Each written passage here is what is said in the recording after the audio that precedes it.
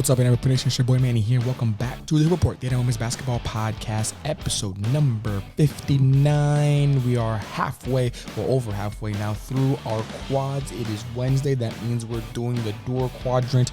Very excited about this quad, and I'm going to give it a different name, but this is my parody quad for this year's tournament run because, and you'll see why it kind of ties in with the personality that I felt from it. Not a lot of numbers, like a lot of this stuff, obviously I do have my numbers, but not a lot of these things, not a lot of the things that I talk about in this episode are going to be from a number standpoint, from a full season. The past 10 or so games, different story.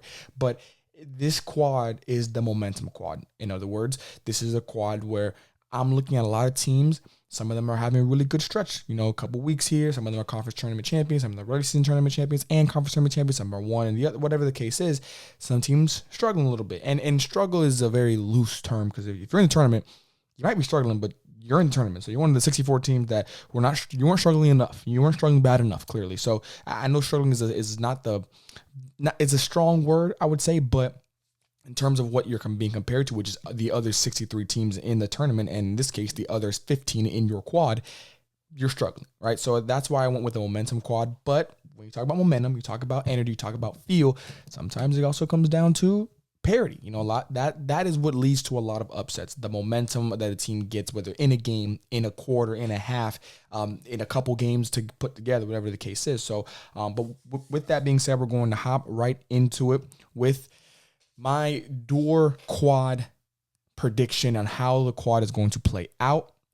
I'm very excited to see how things play out here because, again, a lot of upsets I believe brewing. In the first game, I do have Bethel over Talladega. Then I've got Oregon Tech over Huntington. Then I've got Lewis-Clarke State over Hope. Then I have my first upset where I do believe Nelson will upset Montana Tech. Then I've got probably the biggest upset of the first round that I've gone through so far in William Baptist over Lindsey Wilson. Then I've got Faulkner over Southeastern. Then I've got Dakota Wesleyan over St. Francis. And then I've got College of the Ozarks over Eastern Oregon. When it's all said and done, I do have Dakota Wesleyan coming out of this quad, and I'll kind of get to it in a moment here.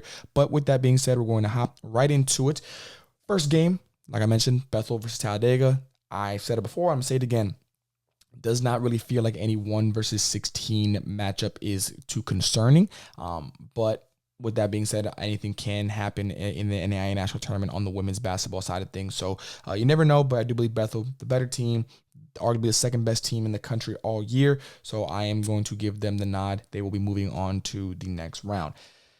Hop right into our 9-8 matchup, or 8-9 matchup, I should say. Montana Tech versus Nelson. From a momentum standpoint, again, a lot of this can be from momentums.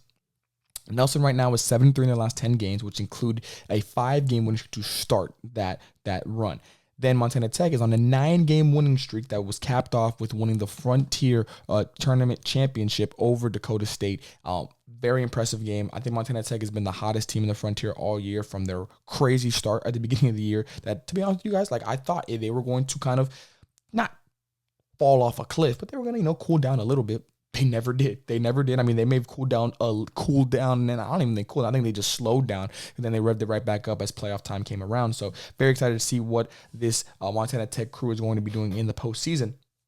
One note that I'm going to, I guess the one consistent stat that I might be talking about a lot in this squad is assists. And the reason I say this is because assists, I do feel, can be a good momentum categorizing stat or momentum counting stat, if you will, because every coach has said it before and every player's heard it. If you have good energy behind the ball, if it's popping around, if it's moving, if it's finding who it needs to find, all that kind of stuff, now that flows a lot more on offense and defense. Now you're more engaged on that side of the ball as well. So I think assists are going to be something that I continue to harp on as I get through all these games. For this game, Montana Tech is averaging 15 assists per game, and that's led to them putting up 76 points per game in these last 10 or so games. So there's, again, a correlation between you having a high assist count, you having a good flow on your offense side of things. It's going to translate now to you scoring points, getting easy buckets, getting what feels like possessions where the defense just can't do anything right. No matter what, someone's always open. No matter what, they're always getting even the lucky deflection there or a tip there, whatever it is. It always goes the offensive way, and that frustrates any defense out there. So I do believe that is a very important thing to note going into all these games.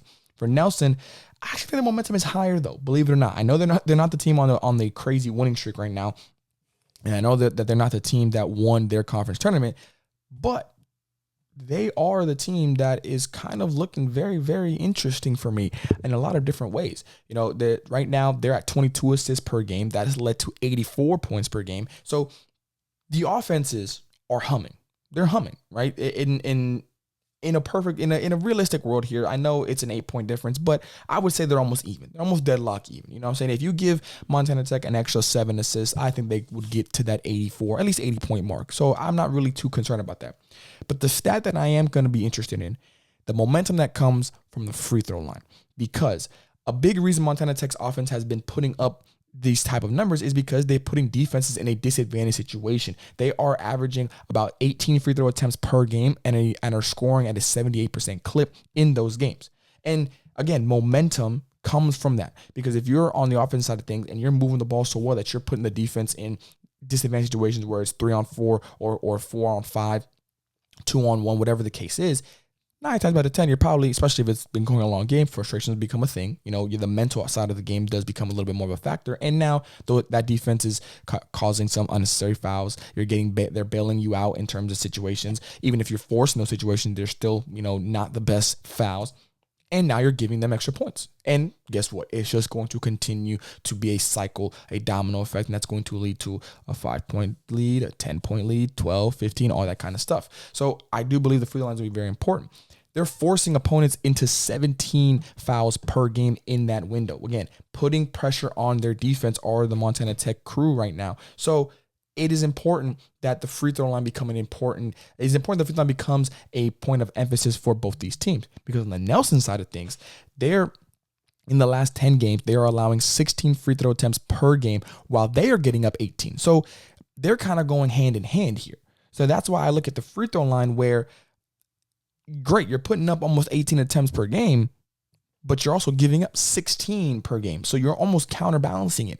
And you're shooting it at a less than efficient clip if you're Nelson at 72%. But even still, you're putting up more points than Montana Tech, which means Montana Tech, their flow comes from different avenues. They can still score when the clock is stopped. They can do the different type of things. Nelson's better in a flowing game. Which why I mentioned the free throws. If Montana Tech is able to put Nelson into foul trouble, stops the clock, stops the momentum of Nelson's offense, they can't get up and down the way they want to. They can't flow from transition to half court, from half court defense into transition, that kind of stuff. It hurts the Nelson's flow of offense. So that's why the free throw line is going to be an interesting thing on both sides of the ball. For my key player matchup here, I'm looking at Liv Wagern and Paris Miller for Nelson and for Montana Tech, respectively. Another example, though, where, again, the free throw line is what I'm really looking at, but I think these two players will personify that in a matchup standpoint, because Nelson's striking, again, in the flow of the game. They're doing it up and down, very smooth type of offensive flow.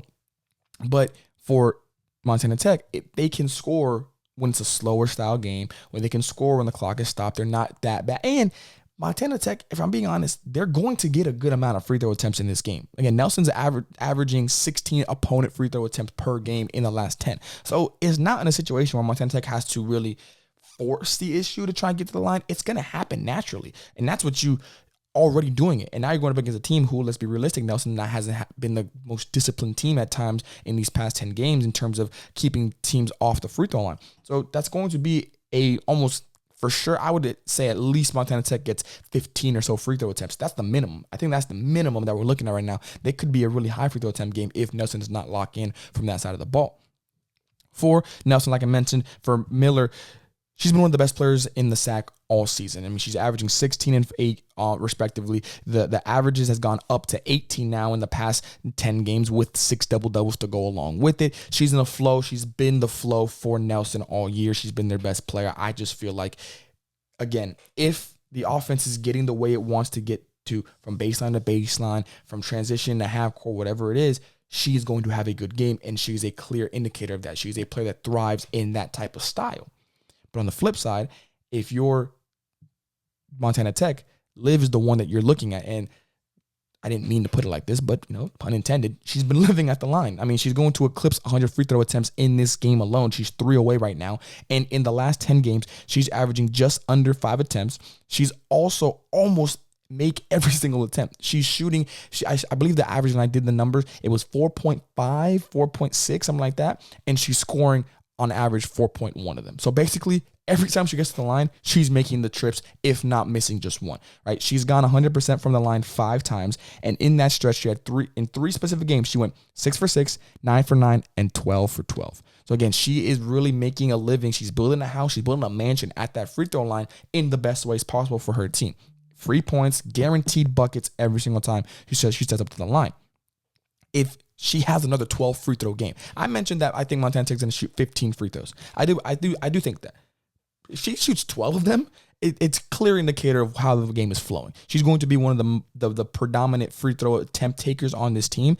And again, if she has a good game, it means that they're getting into the bonus early in the quarter. They're getting to the bonus and not letting up. They're being doubly as aggressive now. So I think these two players for each side are going to be the measuring stick for how their respective offenses are flowing up and down or flowing throughout the game, and spurts here and there, whatever the case is. In the end, I am going Nelson. Why? I'm going Nelson because I feel like their offense is more predicated on them, and their defense has more of an impact on Montana Tech's offense. What I mean by that is Nelson flows, like I've said, up and down the court.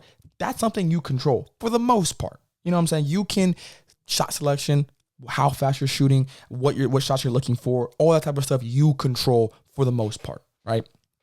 At the same time, on the defense side of the ball, or on the other offense side of the ball, I should say, for Montana Tech, I'm talking about how free throws are going to be a really important part of their game. It's really been a calling card for them the past 9 games that they've won now in a row.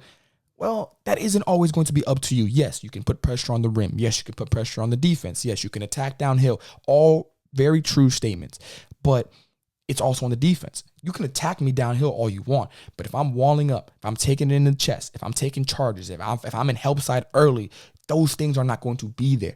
You're going to force them into being a jump shooting team. You're going to force them into trying to play in your style. And I just feel like this is a styles makes fights offensive side of things. And I think Nelson's style is going to be a lot harder for Montana Tech to try and deal with on a 40-minute window, on a 40-minute type of game. So I'm going Nelson with this one. Could be a really close game though, but I am going to go Nelson with the upset. Now we're going to go Lindsey Wilson versus... Yeah, we're going to go Lindsey Wilson. I know I kind of jumped over to the Montana Tech game because I wanted to get that one for sure. But we're going to go with Lindsey Wilson because I do believe this is another game that the upset is brewing, y'all. And it might be my biggest take so far. Again, I'm recording this on Monday morning. You guys are already watching, or I've already watched the Naismith quad. You guys haven't watched yet the Kramer quadrant. That was a really good one. I love that one from a quad standpoint. This one might be my hottest take. Lindsey Wilson versus William Baptist, right? William Baptist has the biggest momentum in this game. Biggest momentum. There's 16 wins in conference, and since December 1st, if the team was not Columbia College, they won that game. They won that game. Columbia College, the Cougars were the only team that really had William Baptist's number, and at the same time, Columbia was one of the best teams all year, so you can't really hold that against them. Lindsey Wilson's on a 4-game losing streak, though. They're on a 4-game losing streak, and they suffered back-to-back losses versus Cumberlands of Kentucky, which in the past would not have been a bad thing. But the Pats are not the Pats of old. This is a new era for the Patriots. They have only had 3 conference wins all season, including the playoffs. Lindsey Wilson accounts for 2 of those wins. That's not a good mark on your record right now. The game notes, Lindsey Wilson Morrisby on. I know they're a 3 seed. And it's crazy for me to say this, but it's a matter, and maybe you get stuck in the here and now and the getting stuck in the moment, but they worry me because from January 8th to February 12th, Lindsey Wilson was the hottest team in the country. They were 7-2, and I'm only counting NAIA games. They're technically 8-2, but I'm only counting NAIA games. So they're 7-2 in NAIA games, 74 points per game. They held opponents to 69 points per game, and in that stretch, they beat Freed Hardeman twice, one at home and one at Freed. They beat, and then they also ran off 5 games in a row where they started with Campbellsville, Cumberlands of Tennessee, Georgetown, Cumberlands of Kentucky, and then Freed Hardeman, like I mentioned. So 5 games where you really ran the gauntlet for the most part. I mean, the only team you didn't beat was Bethel, right? They were the only team that really had Lindsey Wilson's number all year. That's crazy. I remember coming onto the pod and saying, wow, they are the hottest team right now. They're the hottest team. I didn't say they're the best team, but I said they were the hottest team in the country. Because historically the best conference in NAIA women's basketball, I don't think this year. I think this year was the Crossroads, then the Cascade, then the Mid-South, believe it or not. And we can argue that another day. They were the best. They were riding up the rankings. Again, they were finished third in the seedings as well as third in their respective quad. Like, they were going to be a really, really good team in the playoffs. But then February 14th happened, and Lindsey Wilson went from going 7-2 in a 5-game. They were on a 5-game win streak at that point, to then dropping in the next 4 to end the regular season. Their offense plummeted. You went from averaging 74 points, almost 76 points, and I never say that because you went down to 56. So almost a 20-point drop. A 20-point drop. That's not a good mark. And it wasn't the defense. The defense held steady. They were allowing points, 69 points per game. They were allowing 66 points per game on that 4-game losing streak, or on this 4-game losing streak that they're currently on. So it's not a matter of, well, offense and defense. No. The defense was fine. It was the offense. And I get it. You know, you go through slumps. You go through some shooting woes. But there's shooting woes, and then there's this. Shooting woes do not mean you drop off 20 points almost. Shooting woes mean maybe 10. I'll give you 10. But more so 8-7 range. You know what I mean? And that's what I'm looking at here. I am very concerned for their offense. I really am. Because it's just not looking good. It's not looking good. And on the season, they averaged 63. So you're telling me that in this 4 games, you are, and again, sample size, relatively small. I get that. But to go down almost 10 from your season average, that's not a good look. Your shooting splits are 33.7 from the field, 27.1 from 3, and 57 from the free throw line. These are not Lindsey Wilson shooting splits. In that same note, I know things can change around, and I'll get to that in a moment, because on the William Baptist side, completely the opposite of Lindsey Wilson. They've had 15 double-figure scoring wins out of the 24 games that they've played since December 1st. Since December 1st, they've blown teams out over 50% of the time that they've played. They averaged 87 points per game to end February, going 9-0 in that month. And yes, the AMC is not the Mid-South. I get that. I can feel y'all screaming at me right now. Oh, it's the AMC. It's not that strong, not compared to the Mid-South for sure. And yes, y'all are right. I know. I get that. But at the same time, and this has always been my counter to when people talk about, oh, they're not playing a strong schedule, or they're not doing this, they're not doing that. Okay, fair. But that means you should be doing this. We cannot penalize teams for playing who's in front of them. You play who's in front of you, right? If you're William Baptist, even Columbia, I'll throw them in there. Yes, we all know the AMC is not the strongest conference in the NAIA. It's not a hot take. Everybody knows that, right? But how would it look if William Baptist was not doing what they're doing right now? If they were not dominating teams that were in Columbia? What would it look like? Now, it's a different story. Because now I'd probably more inclined to go with Lindsey Wilson. But William Baptist is doing what they're supposed to be doing. Lindsey Wilson isn't even doing that. Lindsey Wilson should be much better than they were right now. And the game that really kind of pushed me over the edge to make this take is that Cumberlands of Kentucky game in the playoffs. You lose to them in the regular season. Tough stretch. It happens. You're already on a 2-game losing streak. It just was bad timing. It happens. But you can't drop that next one. In the playoffs, you can't drop that one. That one's the one you can't drop. That's the one that was like, I don't like that one. Out of all the losses that they had, because I think the other 2 were against Bethel, and I'm blanking on the second team, but they were respectable losses. You can't drop that second Cumberlands of Kentucky game. Can't do it. Right? So it just feels like you cannot penalize Lindsey Wilson William Baptist for doing what they're supposed to be doing. And what they're supposed to be doing is dominating. They are playing. I'm not sitting here saying that William Baptist is about to go on a run through the tournament. Keep careful, Cinderella team. I'm not saying that. What I am saying is, in this matchup to start the opening round, when emotions are high and everybody's excited and the anxiety can be a thing and all that kind of stuff, in this type of game, I like William Baptist for the upset, y'all. I really do. I really do. Looking at the key player matchups, I'm going Maddow Tisdale and Shamiria Ellis for Lindsey Wilson and William Baptist, respectively. Tisdale and Ellis have led the way for both their teams, respectively, on offense. They're the leading scorers for both their teams. They're what make the offense go. And in a game where you're talking about a team that is trying to find their offense in Lindsey Wilson and a team that's just doing what they've been doing for the past season, really, in William Baptist, you're looking at the two head of the snakes for that aspect. Yes, both teams are a good defensive unit.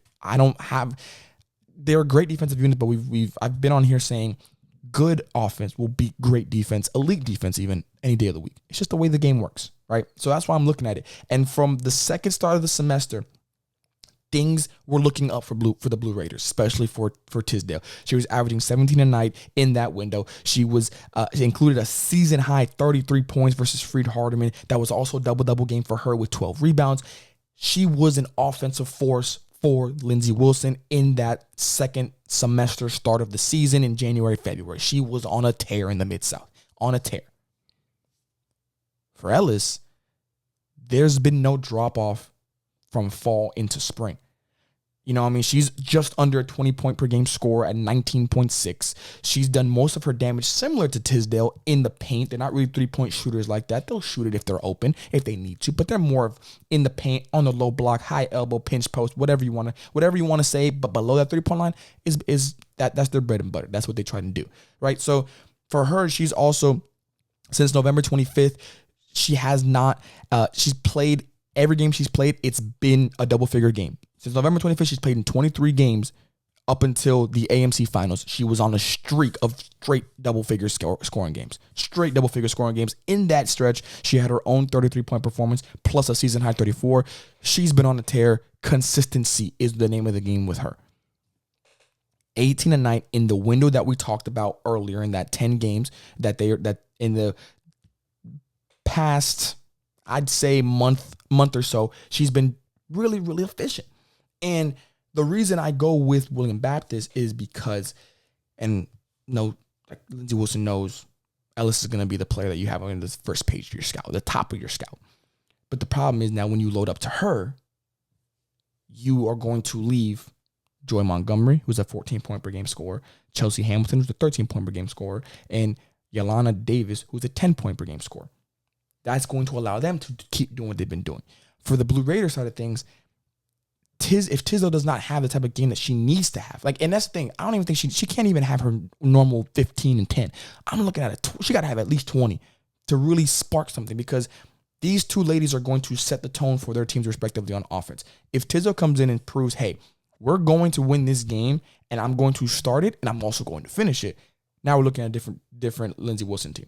But if William Baptist and Ellis comes in and says, no, this is how we've been doing it all year, we're going to show y'all what we're capable of. What we're capable of now, I think, is going to be William Baptist. I think those two ladies are going to set the tones for their respective teams, offensively speaking. That'll lead to a lot more and force the other team to feel the pressure of like, yo, their offense is cooking. Our offense has to cook too. Because if not, this is going to get ugly really fast. I'm going William Baptist with the upset.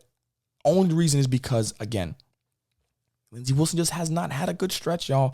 They haven't had a good stretch, and I know it can change. Eventually, it's going to change. Hopefully, this season for them. But eventually, it's going to change. It could be this game. I could be completely wrong, and I could have said, hey, it turns out to be this is the get-right game for them. But I just don't feel it. I don't feel it because I haven't seen anything to make me think it's going up. I've only seen things that make me think it's going to stay where it's at. Or even if it does go up, I don't know if it can go up enough. It's a situation where it's a bad matchup in terms of momentum. William Baptist has much more momentum than Lindsey Wilson does. And the worst thing that could have happened for Lindsey Wilson, not only do you play William Baptist right now, but you play them after losing to Columbia College. You know William Baptist is really upset that they could not get a one over the Cougars, especially that one that was for the title. So they got a chip on their shoulder as a team that is that's only lost 2 games to the same team since December 1st.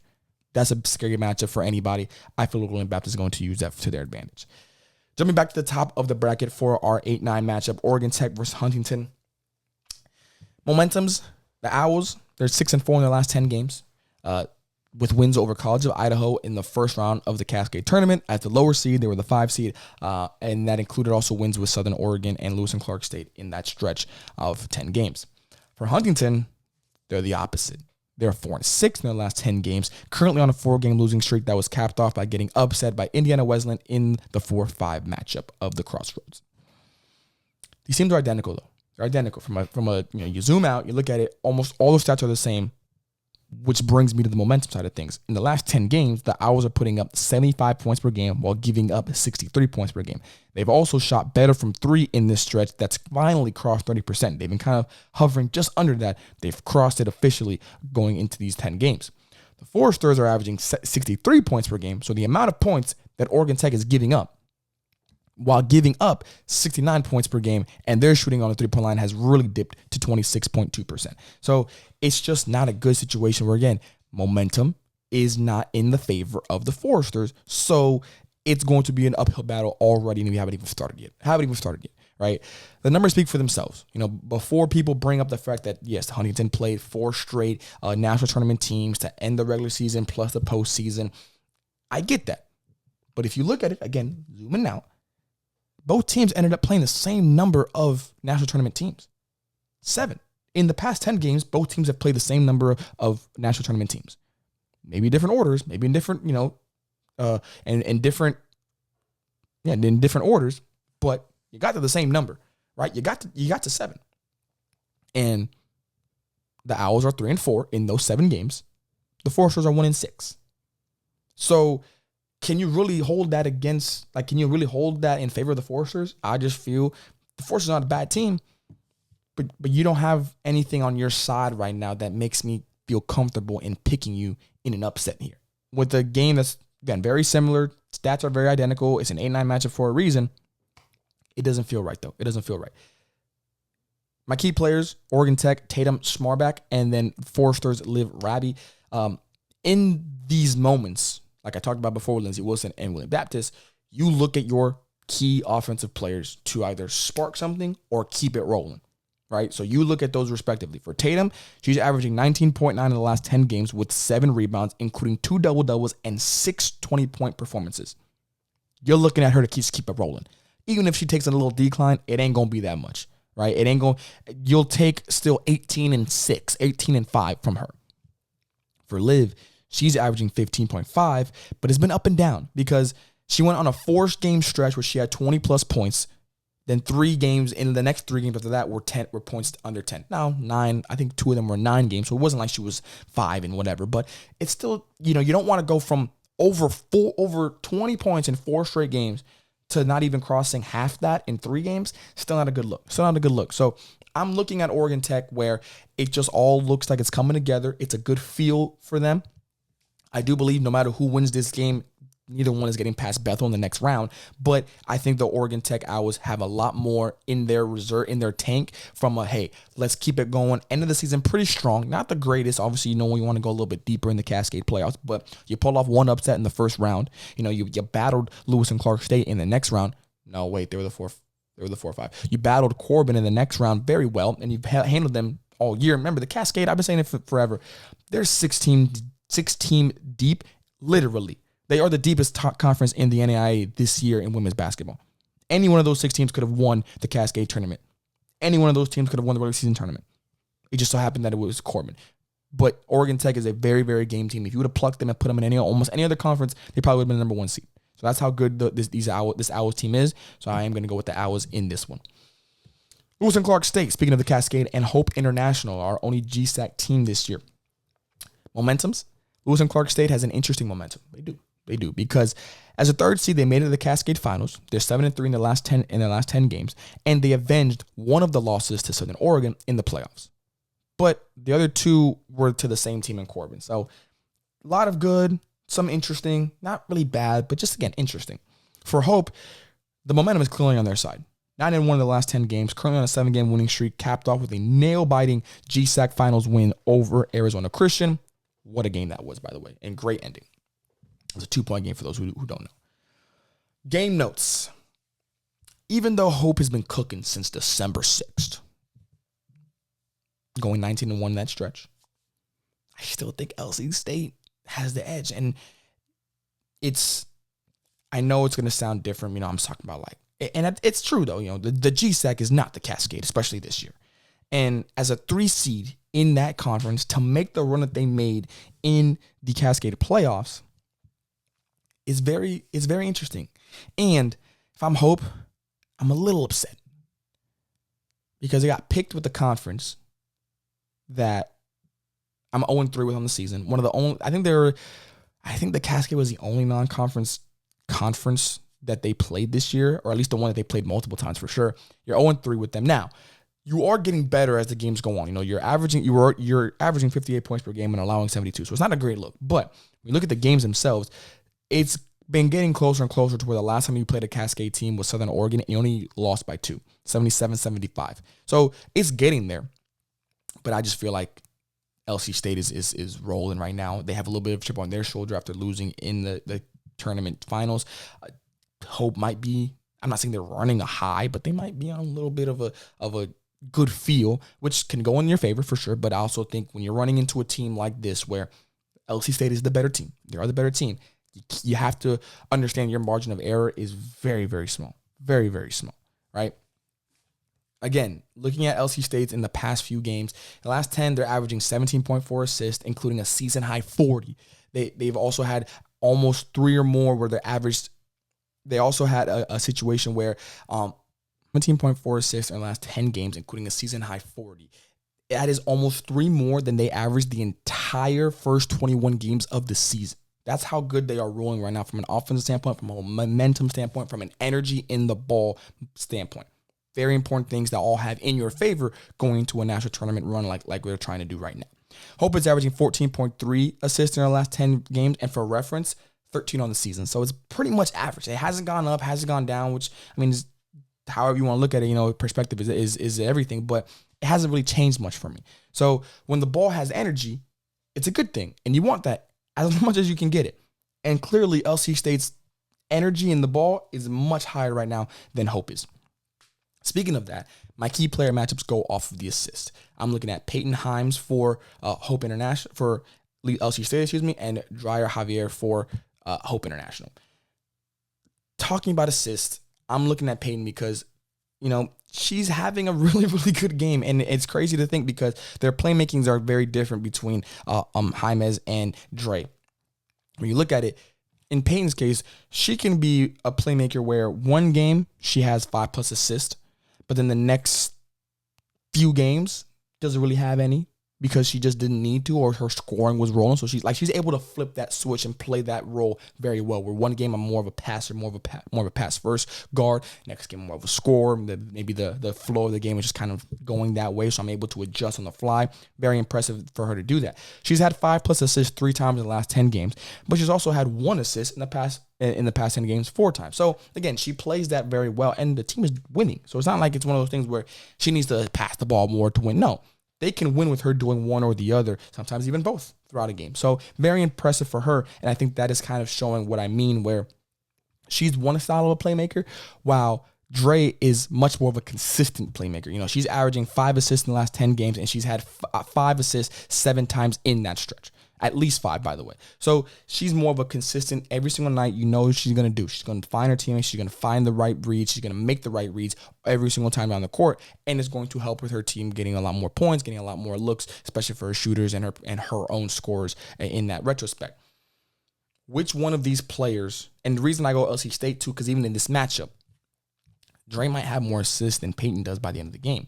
But that don't mean that Peyton didn't have more points or didn't have other things. She's, like I said, able to play both sides of the coin very well, and I just don't know if Dre can do that. And these 2 players are ones I'm looking at from a standpoint of who can impact their team more, may have more of an impact on how the game ends up and who wins it when it's all said and done. I'm going LC State. Do think Hope International is going to have a really good matchup here and really good fight in them, but I'm going to go with the Warriors when it's all said and done.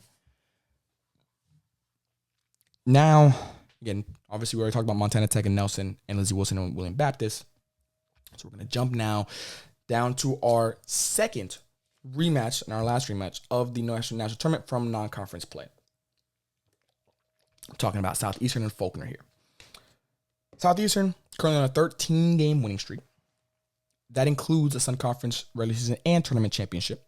Faulkner, I'm not going to lie, shocked a lot of people. Hand up, included me. And I am the people that they shocked, because to bounce back, when they lost to Bruton Parker towards the end of the season, toward the end of the regular season, I thought to myself, this team, 4 seed, highest ceiling. Maybe you might even drop a little bit because you still got William Carey and Loyola left on your schedule in the very tight top end of the conference. They, I'm not going to say that I motivated them, but just for argument's sake, let's say they clipped that, they put it up in their locker room on the whiteboard, and they said, Manny, you are incorrect. And I was very incorrect. They then ran off a 5-game winning streak, including both those games I just mentioned, to get the number 2 seed in one of the best conferences this year. The game notes are very interesting because Southeastern has not lost a game since January 7th, but they've had some close games. Beat Weber by 6 at home, beat St. Thomas by 1 on the road, then they beat Weber again by 6, this time in the Sun Finals, that was also at home. So they're averaging 70 points per game and have held opponents to 65 or less 10 times, just for retrospect. It's not that they're not battle-tested. They've had some really close games, but I don't know if it's the same as you can say for Faulkner.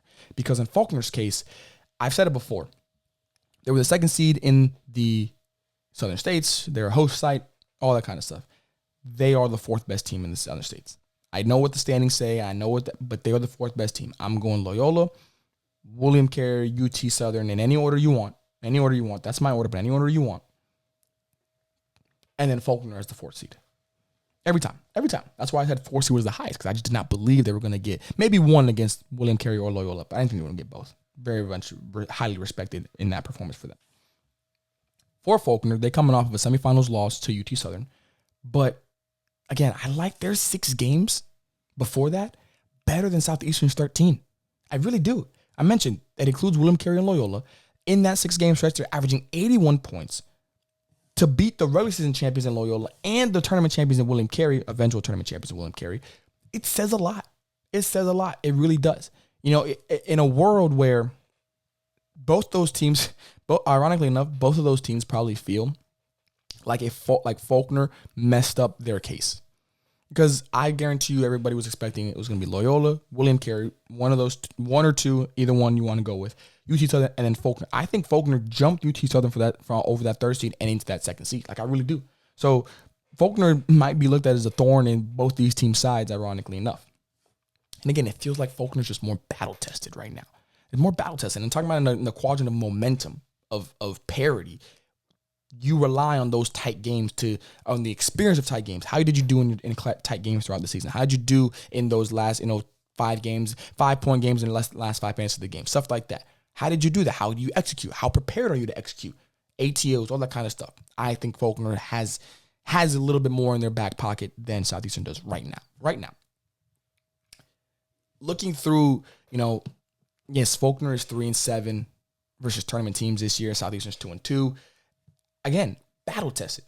When I say that stat, what do you look at more? You know what I mean? Do you look at it and say, well, Faulkner's lost to 7 teams then that made the national tournament. Southeastern's only lost to 2.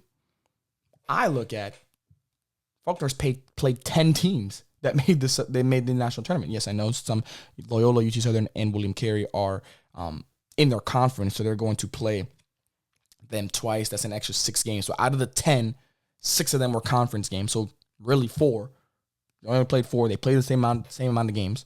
And can't remember off the top of my head. I'll pull up Faulkner's schedule right now so I can tell you who those other 4 were and give you an idea of everything. But even still, talking about this exact record, I prefer 10 games of experience than 4 games. And Southeastern's played very good national tournament level teams in their conference run and whatnot. But, feeling like a national tournament team and being a national tournament team are 2 different things. At the end of the day, I'm going off the teams that made the tournament, and Faulkner played 10 teams that made the tournament. So looking at their schedule here, again, like I mentioned, 6 of the games were against conference opponents. The ones that weren't were Southeastern, which I'm going to get to in a minute here, and they did lose that one, obviously. So that's 0-1 there. Then the next team was going to be Bethel, 0-3 there.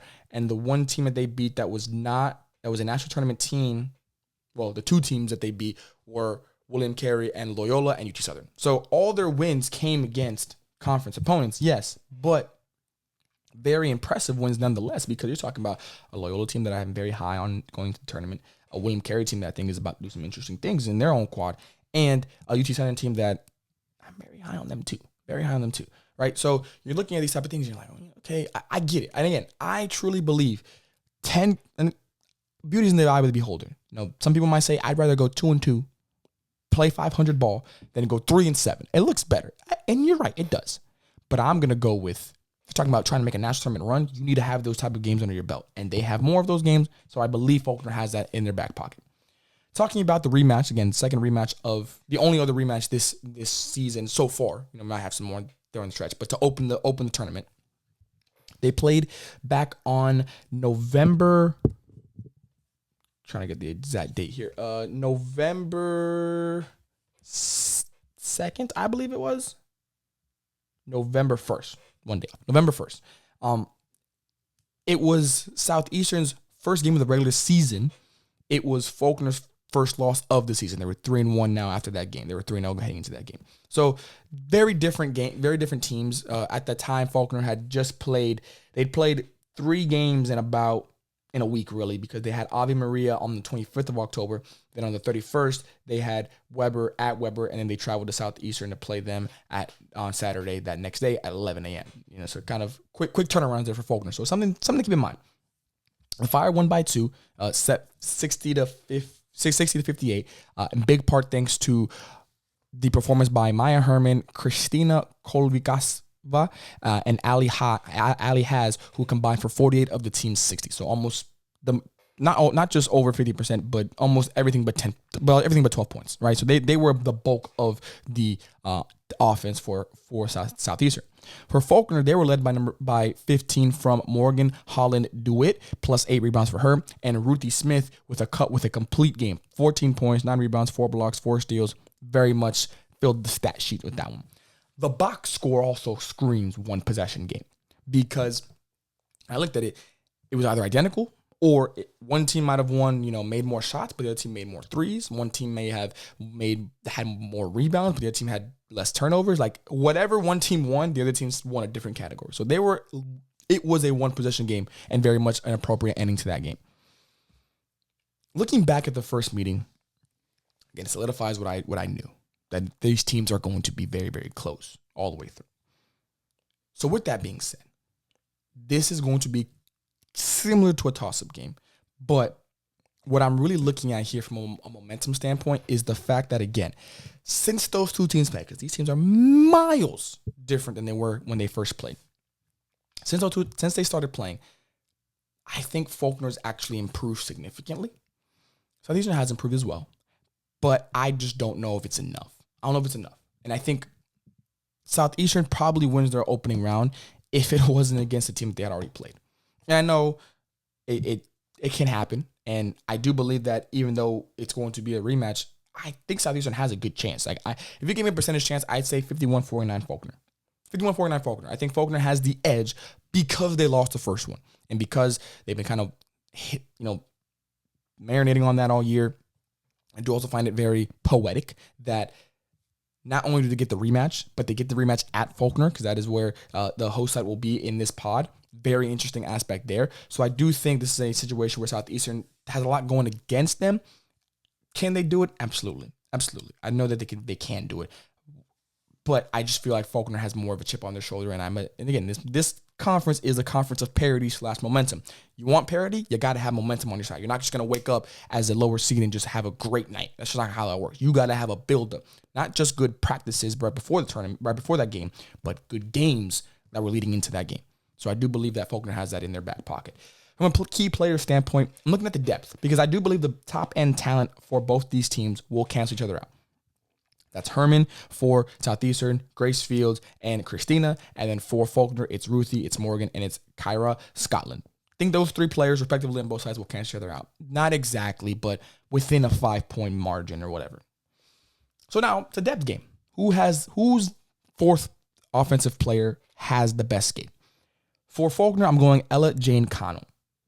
To be honest with you, it really is just like Ella's having a really interesting end of the season, y'all, because when you look at it, in the past 5 games, she has been playing otherworldly. And I want to actually bring up the exact stats so that y'all know, because obviously I have the averages here, but I want y'all to see the exact stats that I'm talking about that really just opened my eyes to what she's doing for the past few games.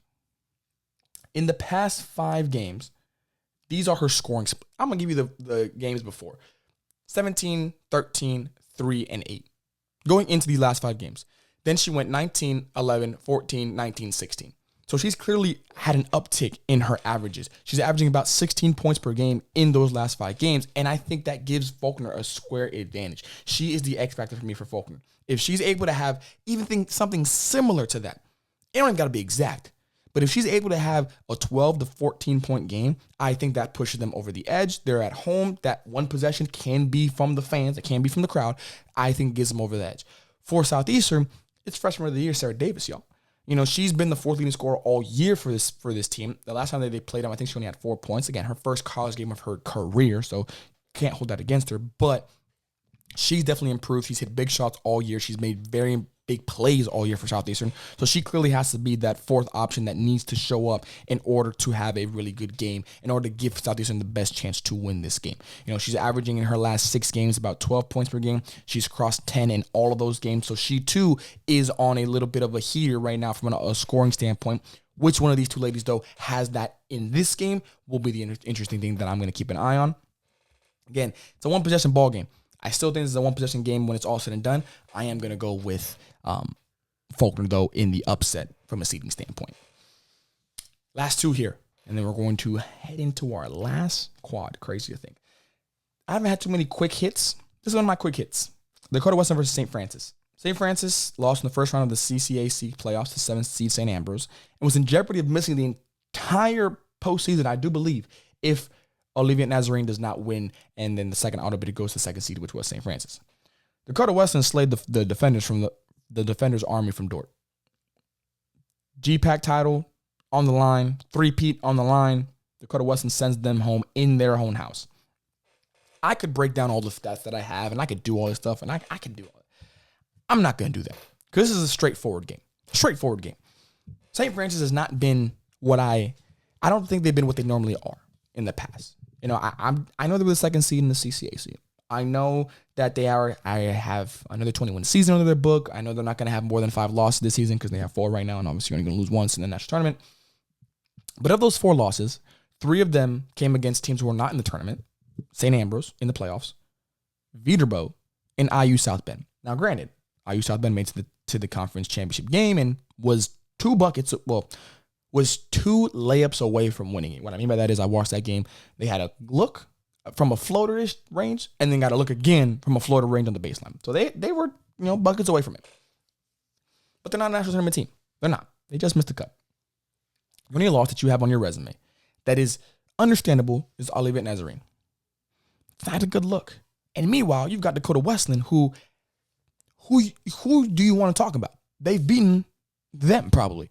The defenders, got them. Handed Campbell with their first loss, got them. They have a much better resume. They are more battle-tested, like I was talking about earlier, than St. Francis. This is a straightforward game. Dakota Wesleyan, this is their game to win and win dominantly. I'm not going to lie to y'all.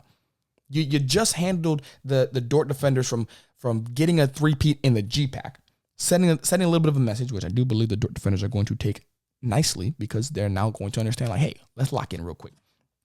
But they've just been a dominant team all year in the GPAC. They've been a dominant team. They've been the 2nd best team in the conference. For St. Francis, it just hasn't felt like that. We're talking about the 2 seeds in their respective conferences, and there is a drastic difference in how I feel about one team than the other. And it's not anything more than just what I've watched and what I've seen. And what I've seen is a better team from Dakota Wesleyan. With that being said, my key player matchup, the first 5 minutes, y'all. The first 5 minutes will tell me everything I need to know about this game. Is it going to be a blowout? Does Dakota Wesleyan come out swinging? All gas, no brakes, pedal to the metal, understanding what this team is going to be like.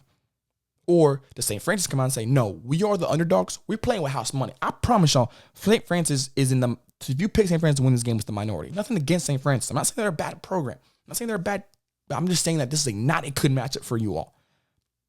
What do you do with that information? Do you go into it saying, all right, We're here. Let's see what happens. Or do you go into saying, we ain't got nothing to lose? All the pressure's on the Tigers. And that is a fact. That is a fact. All the pressures are on the Tiger. So when you're playing with no pressure, you're going to start playing free. And when you play free, this is the momentum quad. You play free, you get some stops, get some buckets, look up. Hey, it's a close game after one. Going to the half, maybe with the lead, maybe only down by a possession or two. Third quarter comes out, guns blazing. Oh, we just blinked. It's the end of the game. I've said it before and I'll say it again. If you're the underdog and you keep it close for the first 2 minutes for the first 38 minutes, of the game, those last 2 minutes are yours. They're yours. And if you think I'm lying, ask St. Francis. Because that's what happened against them in St. Ambrose. St. Ambrose kept it close for the first 38 minutes. Who came out with the victory in the end? Even in overtime. I believe that game went to overtime. So I'm going to Dakota Wesleyan in this one because I just feel like they're the better team flat out. But you can't overlook St. Francis for the upset potential depending on the first 5 minutes. Depends on the first 5 minutes. Last game of the Duer Quadrant. Eastern Oregon versus College of Ozarks. Momentum. Eastern Oregon may have had the toughest schedule to end the Cascade. The last 4 games were as followed. Win against Southern Oregon, win against Oregon Tech, win against Warner Pacific, lost to LC State in the semifinals. For College of Ozarks, they used a favorable end of the regular season. They had a much softer end of the regular season than Eastern Oregon did to run into a 4th seed spot and then eventually lose to MACU in the SAC finals. Very, very good, solid run there for College of Ozarks. For the game notes, it's a very tight game, y'all. Another game where things seem very identical. I can't really pick a clear winner. This is actually going to be my first coin toss game of the season where it could go either way, and I ain't going to argue with you about it. I ain't going to say, oh, I don't know about that. No, I could see it. So I'm looking at a lot of different things, and nothing's really solidifying itself. And honestly, I think the reason is because both these teams, to some degree, couldn't solidify themselves in their own conference. Yes, Eastern Oregon was the co-regular season champions, and number 2 seed in the conference, all that kind of stuff, but they never separated themselves from the pack. And that's nothing against them. The Cascade was a very, very deep conference this year, but you did have your own the control of your own destiny at the end of the season. Because I remember a time when I was checking the standings every week that Cascade play was happening towards the end of the season, that I was like, okay, there was a moment where it was Southern Oregon and Eastern Oregon, both 1 and 2, with a half game or so lead, maybe even a game lead over the rest of the conference for that seeding. And they couldn't come out with the victory. They couldn't come out with the number 1 seed. So, and for College of Ozarks, kind of the same thing applies. You finished the 4th seed, but you only lost to teams, in the 2026 part of your season, you only lost to 3 teams. 3 teams. Langston twice, Nelson once, MACU twice. The teams above you in the standings. So you weren't able to get over that hump. And both of these teams, I feel like that's how their seasons went. They just couldn't get over it. Now, for different reasons. Again, I do believe the Cascade had a better season than the SAC, but still, my statement stands. So, again, momentum. How have these teams been playing recently? So I went back to their last 10 or so games. The one stat that I saw in my key player stat, free throws. Another game where free throws are going to be the calling card here, because Eastern Oregon and College of Ozarks, they're putting up a good amount of free throw attempts. Eastern Oregon in the last 7 games putting up about 17. But you're not shooting a great percentage, 68%. In the last 7 games for College of Ozarks, they're getting an extra 7, so they're at 24 now, and they're shooting at a 76% clip. That's where my coin toss game goes to. Because in a game where I don't really know where I'm going to lean, you got to look at who's doing the little things better. And free throws are clearly in favor of College of Ozarks. And in a game where it could come down to the free throw battle, whether it's icing a game down the stretch or winning a game down the stretch, or even winning the game for the first 3 quarters. Because if you miss those first 3 quarters worth of free throws, it don't matter if you go perfect in the 4th quarter. You're in an uphill battle now. You're your own worst enemy. So I'm going to go College of Ozarks. One thing I do want to highlight, though, that could be a factor here. This will be played in South Dakota. College of Ozarks is from Missouri. So travel will be an interesting player here. And I haven't really talked about travel too much, which is, again, showing to the committee for what they were able to do and not putting, Southeastern, for example, all the way in Idaho. But, Missouri is it's not a bad drive. It's not a bad, flight. However, College of Ozarks is going to get there. But it's still a lot different than Missouri. So something to keep in mind going into this game, but I am going to go with the Ozarks because I feel like from a team standpoint, in the last 7 games, they've been able to do a lot more damage from the free throw line. And if that's the case, it means you're putting your opponents in foul trouble early. It means you're scoring when the clock is stopped, and it means you're getting some rhythm to your offense consistently from different parts of the offensive side of things, not just threes and layups and whatever. You can score at the line, which is very important. And again, when you get to the national tournament, it's a possession battle. Possessions at the free throw line are just as important as threes you hit in the game. With that being said, that is going to do it for this episode. The Duer Quadrant, I think, is our longest one so far, I believe. But I do understand why it was a parody conference. It's the parody quad. Momentum quad, parody quad. I think they go hand in hand. You want to have parody, you got to have momentum.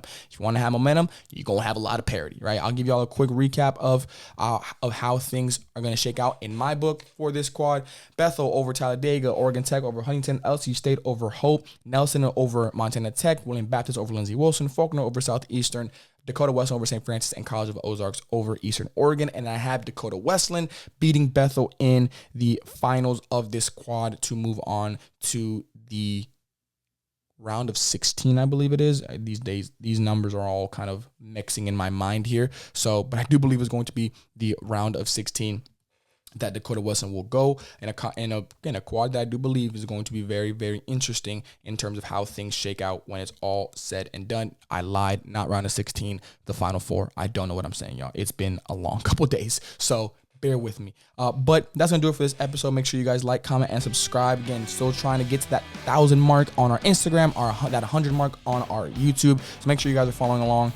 A lot of content this week, so I'm going to get more as we get into the national tournament games. But I hope you guys are enjoying it. I'll see you on the next one. Peace.